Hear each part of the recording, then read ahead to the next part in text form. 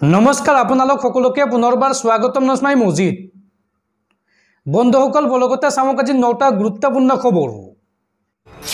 प्रथमটো खबर राजनीति नचलिब एबार एकेलगे थकार शपथ लले हिंदू मुसलमाने शांति रक्षण करार लक्ष्यरे एकत्रित हल राज्यर हिंदू मुसलमानসকল। शांति रक्षण करार लक्ष्यरे एबार एकत्रित हल राज्यर हिंदू मुसलमान मिला प्रीतिरे থাকিম বুলি শপত ললে শ লোকে। দৰঙৰ ধুলাত মুকলি আকাশৰ তলত হিন্দু মুছলমানে ললে এই সংকল্প। কোনো অপশক্তিকে আমি প্ৰশ্ৰয় নিদিওঁ বুলি মন্তব্য শ লোকৰ। আৰু দৰঙৰ পৰাই যাব শান্তিৰ বাৰ্তা। হিন্দু মুছলমান সকল সদায় ভাই ভাই। এয়াই আমাৰ শংকৰ আজানৰ সময়।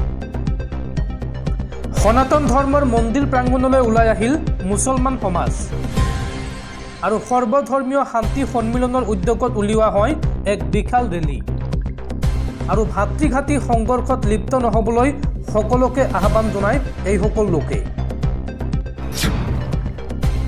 পৰৱৰ্তী খবৰ অসমৰ পৰৱৰ্তী মুখ্যমন্ত্ৰী হ'ব সাংসদ গৌৰৱ গগৈ।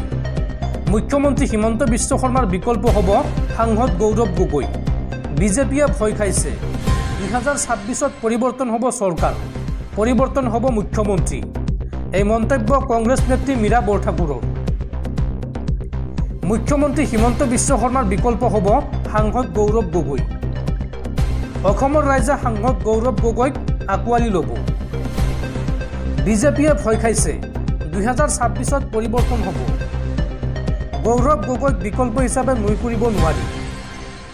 গৌৰৱ গগৈ অসমৰ পৰৱৰ্তী মুখ্যমন্ত্ৰী হ'ব বুলি দাবী মীৰা বৰঠাকুৰৰ। তেজপুৰত এই মন্তব্য অসম প্ৰদেশ মহিলা কংগ্ৰেছৰ সভানেত্ৰী মীৰা বৰঠাকুৰৰ। পৰৱৰ্তী খবৰ এইবাৰ বিপদত পৰিছে বিধায়ক অখিল গগৈ আৰু বিৰোধী দলপতি দেৱব্ৰত শইকীয়া।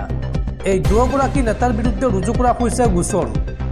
এক বিশেষ কাৰ্টুনৰ জৰিয়তে ইছলাম ধৰ্মাৱলম্বী লোকক অসন্মান কৰাৰ গুৰুতৰ অভিযোগ উত্থাপন হৈছে আৰু এই সন্দৰ্ভত ৰাষ্ট্ৰীয় উলেমা কাউন্সিলে ৰুজু কৰিলে গোচৰ। বিধায়ক অখিল গগৈ আৰু দেৱব্ৰত শইকীয়াৰ বিৰুদ্ধে এইবাৰ ৰুজু কৰা হৈছে গোচৰ। দিছপুৰ থানাত ৰাষ্ট্ৰীয় উলেমা কাউন্সিলে ৰুজু কৰিলে গোচৰ। ইছলাম ধৰ্মাৱলম্বী লোকক অসন্মান কৰাৰ গুৰুতৰ অভিযোগ উত্থাপন হৈছে এই দুয়োগৰাকী নেতাৰ বিৰুদ্ধে। এটা বিশেষ কাৰ্টুনক কেন্দ্ৰ কৰি উত্থাপন কৰে এই অভিযোগ আৰু কাৰ্টুনত ব্যৱহাৰ কৰিছিল মুখ্যমন্ত্ৰীৰ ফটো লগতে আন এক বিশেষ ফটো আৰু নিজৰ ৰাজনৈতিক মুনাফাৰ বাবে ইছলাম ধৰ্মাৱলম্বী লোকক অসন্মান কৰাৰ অভিযোগ উত্থাপন কৰিছে ৰাষ্ট্ৰীয় উলেমা কাউন্সিলে আৰু এই সন্দৰ্ভত দৃষ্টান্তমূলক শাস্তি প্ৰদানৰ দাবী ৰাষ্ট্ৰীয় উলেমা কাউন্সিলৰ অসম ৰাজ্যিক সভাপতি মৌলানা উবাইদুৰ ৰহমান কমিটিৰ। দৰ্শকসকল আৰু বহুতো গুৰুত্বপূৰ্ণ খবৰ আছে। তাৰ আগতে আপোনাক জনাওঁ যে যদি আপুনি এতিয়ালৈকে এইটো ভিডিঅ'ত লাইক কৰা নাই তেন্তে এতিয়াই ভিডিঅ'টোত লাইক কৰি দিয়ক আৰু এনেকুৱা ধৰণৰ ভিডিঅ'সমূহ নিতৌ চাবলৈ চেনেলটো ছাবস্ক্ৰাইব কৰি কাষত থকা বেল আইকনটো প্ৰেছ কৰি ৰাখক। পৰৱৰ্তী খবৰ ৰাজ্যত পুনৰ ভয়ংকৰ পথ দুৰ্ঘটনা। এইবাৰ নলবাৰীৰ বৰতলাত ভয়ংকৰ পথ দুৰ্ঘটনাত থিতাতে মৃত্যু হৈছে 2জন লোকৰ আৰু ঘটনাক কেন্দ্ৰ কৰি উত্তপ্ত পৰিস্থিতি। এইবাৰ মুকালমুৱাৰ বৰতলাত ভয়ংকৰ পথ দুৰ্ঘটনাত নিহত হৈছে 2জনকৈ লোক। হাজু দৌলাহাল পথত মৃতদেহ ৰাখি উত্তেজিত ৰাইজৰ পথ অৱৰোধ। খোজকাঢ়ি গৈ থকা 2জন ব্যক্তিক প্ৰচণ্ড জোৰে খুন্দা মাৰে এখন অচিনাক্ত বাহনে আৰু এই ঘটনাত থিতাতে নিহত হয় প্ৰভাত মেটি 52 বছৰ আৰু হেমন্ত বৰ্মন 35 বছৰ। দুৰ্ঘটনা সংঘটিত কৰিয়াই বাহনখন ঘটনাস্থলীৰ পৰা পলায়ন কৰে আৰু ইয়াৰ পিছতে উত্তেজিত হৈ পৰে স্থানীয় লোকসকল। প্ৰভাত মেটিৰ মৃতদেহ ৰাখি পথ অৱৰোধ কৰি প্ৰতিবাদ সাব্যস্ত কৰে স্থানীয় লোকে আৰু এই সন্দৰ্ভত বৰতলা চুকত গতিৰোধক ব্যৱস্থা গঢ়ি তোলাৰ দাবী প্ৰতিবাদী জনতাৰ। এই ভয়ংকৰ পথ দুৰ্ঘটনাৰ সন্দৰ্ভত মুকালমু আৰক্ষীৰ তদন্ত অব্যাহত। পৰৱৰ্তী খবৰ ৰাজ্যত পুনৰ ভূমিকম্পৰ জোকাৰণি। এই ভূমিকম্পত কঁপি উঠিল গুৱাহাটী মহানগৰীৰ লগতে ইয়াৰ উপকণ্ঠ অঞ্চলসমূহ।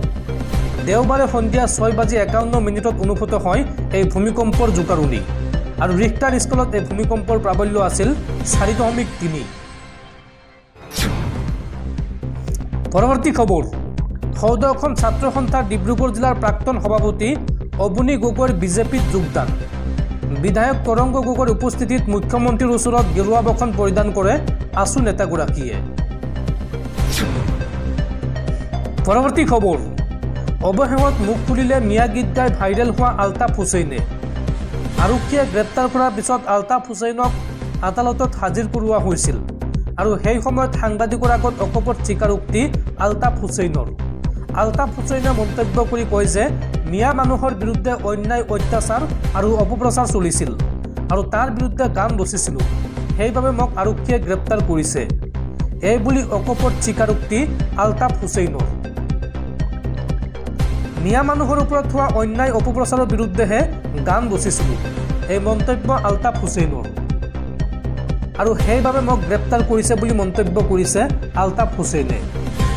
মিয়া গীত গাই প্ৰতিবাদ কৰিছিলোঁ বুলি স্বীকাৰ আলতাফ হুছেইনৰ আৰু গৌৰীপুৰ আৰক্ষীয়ে ধুবুৰী আদালতত হাজিৰ কৰায় আলতাফ হুছেইনক আৰু সেই সময়ত সাংবাদিকৰ আগত মন্তব্য কৰি কয় যে মিয়া মানুহৰ ওপৰত হোৱা অন্যায় অপপ্ৰচাৰৰ বিৰুদ্ধে গান ৰচিছিলোঁ, যাৰ বাবে এতিয়া আৰক্ষীয়ে গ্ৰেপ্তাৰ কৰিছে মোক, এই বুলি অকপট স্বীকাৰোক্তি আলতাফ হুছেইনৰ।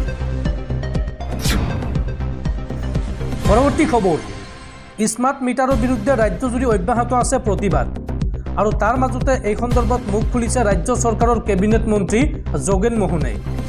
যোগেন মোহনে এই সন্দৰ্ভত মন্তব্য কৰি কয় যে বৰ্তমান কাৰেণ্টৰ ব্যৱহাৰ বেছি হৈছে, যাৰ বাবে বিল বেছিকৈ আহিছে। স্মাৰ্ট মিটাৰ বিতৰ্ক সন্দৰ্ভত এই মন্তব্য অসম চৰকাৰৰ কেবিনেট মন্ত্ৰী যোগেন মোহনৰ। কাৰেণ্টৰ ব্যৱহাৰ বৰ্তমান বেছি হৈছে, যাৰ বাবে বিল বেছিকৈ আহিছে। কাৰোবাৰ যদি সন্দেহ আছে তেতিয়াহ'লে নৰ্মেল মিটাৰ আৰু স্মাৰ্ট মিটাৰ দুয়োটাই ঘৰত লগাই লওক। উল্লেখযোগ্য যে স্মাৰ্ট মিটাৰক লৈ বৰ্তমান ৰাজ্যজুৰি অব্যাহত আছে প্ৰতিবাদ আৰু এই প্ৰতিবাদৰ মাজতে এই প্ৰতিক্ৰিয়া মন্ত্ৰী যোগেন মোহনৰ। পৰৱৰ্তী খবৰ, অৱশেষত আনুষ্ঠানিকভাৱে তৃণমূল কংগ্ৰেছ ত্যাগ কৰিলে ৰিপুণ বৰাই। তৃণমূল কংগ্ৰেছক অসমৰ মানুহে গ্ৰহণ নকৰে। তৃণমূল কংগ্ৰেছ ত্যাগ কৰি এই মন্তব্য ৰিপুণ বৰাৰ। ৰিপুণ বৰাই লগতে কয় যে কংগ্ৰেছ মোৰ পুৰণি ঘৰ, গতিকে তালৈ যোৱাত মোৰ কোনো আপত্তি নাই, সেয়েহে অতি শীঘ্ৰেই কংগ্ৰেছত যোগদান কৰিব পাৰে ৰিপুণ বৰাই।